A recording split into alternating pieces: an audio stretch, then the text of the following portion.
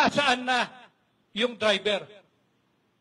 Nasaan na yung Canadian?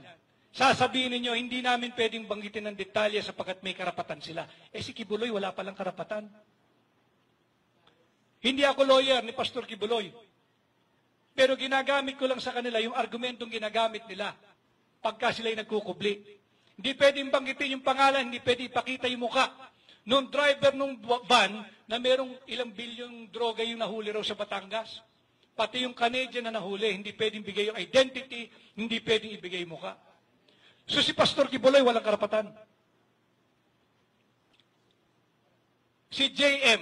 Morales, yung dating PDEA agent, walang karapatan yon. Kinulong pa ninyo.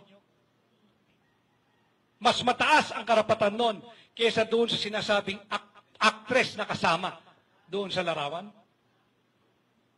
Eh meron tayong tinititigan, meron tayong tinitingnan lang. Nasaan ang hustisya ron? Panahon na para mamulat. And again, we will do this painstakingly. Tsatsagain natin para mamulat kayo.